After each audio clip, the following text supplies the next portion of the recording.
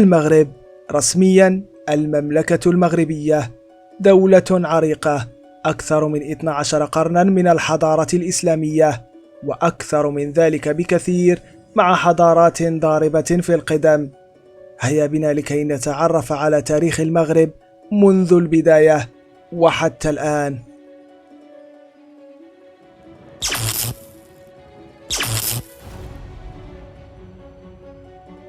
بدأت القصة على أرض المغرب منذ ما لا يقل عن 400 ألف سنة وربما أكثر.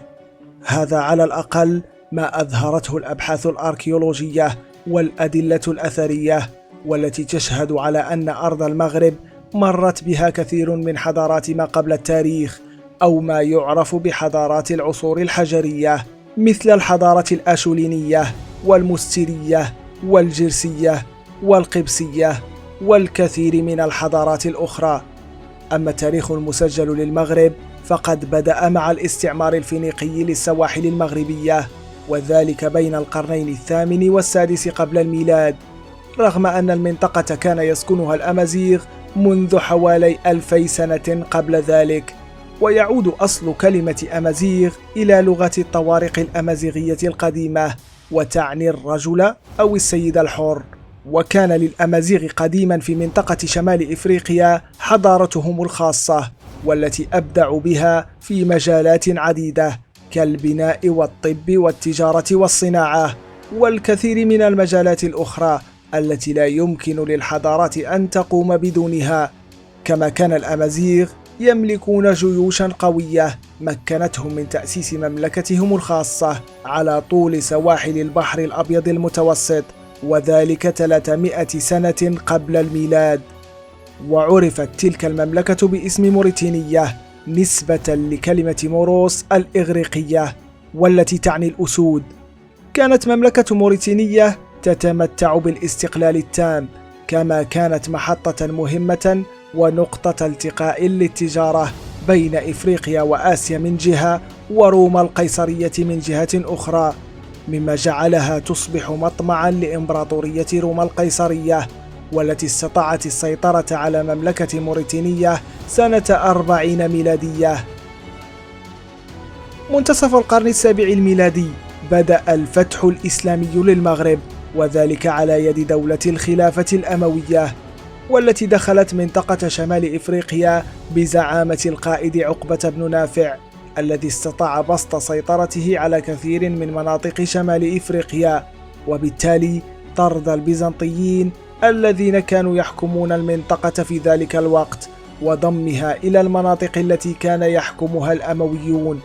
فبدأ الإسلام واللغة العربية بالانتشار في شمال إفريقيا، التي كان سكانها الأمازيغ يدينون باليهودية والمسيحية وبعض الديانات الوثنية الأخرى، إلا أن أغلبهم دخل في الدين الإسلامي بعد الفتح، ولكن الديانات الأخرى وخصوصا اليهودية لم تختفي من المغرب، وظل المسلمون واليهود وبعض المسيحيين يعيشون جنبا إلى جنب.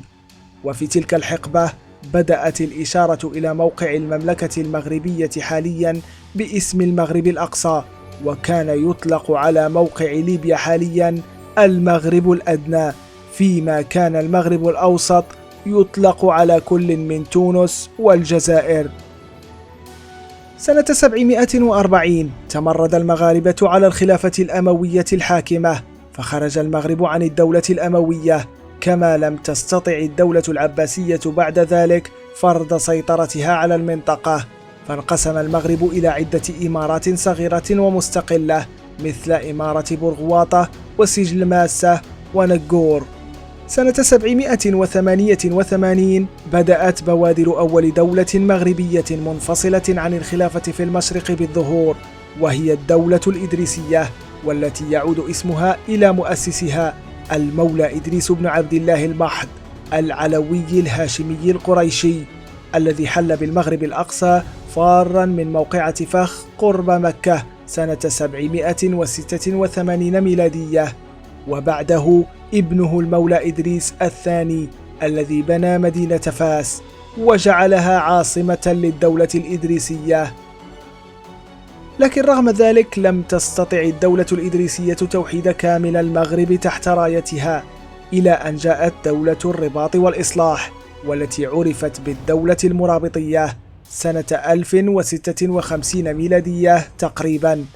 في البداية اتخذ المرابطون مدينة فاس عاصمة لهم، لكن بعد ذلك وابتداء من سنة 1086 أصبحت عاصمة الدولة هي مراكش، وامتدت دولة المرابطين من المغرب وموريتانيا غربا إلى الجزائر شرقا وحتى الأندلس في الشمال.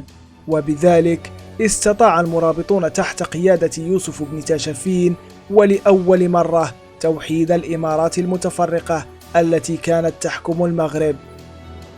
استمر حكم المرابطين حتى سنة 1147، وهي السنة التي بدأ بها عهد دولة جديدة في المغرب، وهي دولة الموحدين. تعتبر دولة الموحدين أكبر إمبراطورية بغرب المتوسط منذ الإمبراطورية الرومانية، حيث تمكن الموحدون من بسط نفوذهم وسيطرتهم على معظم شمال إفريقيا، وامتدت دولتهم من ليبيا وتونس شرقا إلى المغرب غربا وصولا إلى الأندلس. وفي عهدهم كانت الإمبراطورية المغربية في كامل قوتها وعطائها، حيث كانت تعتبر في ذلك الوقت قوة عسكرية كبيرة، وأصبحت الحضارة المغربية يضرب بها المثل في جميع المجالات، من التجارة والصناعة والطب حتى الفلاحة وفن العمارة. بعد ضعف ثم انهيار الدولة الموحدية سنة 1269 ميلادية، بدأت تظهر ملامح دولة جديدة في المغرب، وهي الدولة المارينية، والتي تنحدر سلالتها من قبائل زنات الأمازيغية التي كان رجالها متطوعين في جيش الموحدين، ثم استغلوا ضعف الدولة الموحدية وقاموا بتكوين جيش خاص بهم ليحكموا بلاد المغرب الأقصى من القرن الثالث عشر إلى القرن الخامس عشر ميلادي. هذه المدة التي حاولوا خلالها الحفاظ على دولة موحدة وقوية، كما خاضوا عدة حروب ضد الصليبيين في الأندلس، إلا أنهم لم يحالفهم الحظ ولم يستطيعوا الحفاظ على آخر معاقل المسلمين هناك. ففي عهدهم خسر المسلمون الأندلس، وانقسم المغرب إلى مملكتين، وهما مملكة فاس ومملكة مراكش. كما وقعت العديد من المدن المغربية تحت الاحتلال الإسباني، كمدينة القصر الصغير وأصيلة وطنجة وسبت ومليليا، اللتان لا تزالتا تنزحان تحت الاستعمار الإسباني إلى اليوم. أدى ضعف المارينيين بسبب الحروب الكثيرة التي خاضوها ضد الصليبيين في الأندلس إلى ظهور سلالة جديدة تحاول السيطرة على الدولة، وهم الوطاسيون، والذين كانوا يعملون كوزراء لدى المارينيين، كما كانوا يحكمون منطقة الريف فعليا.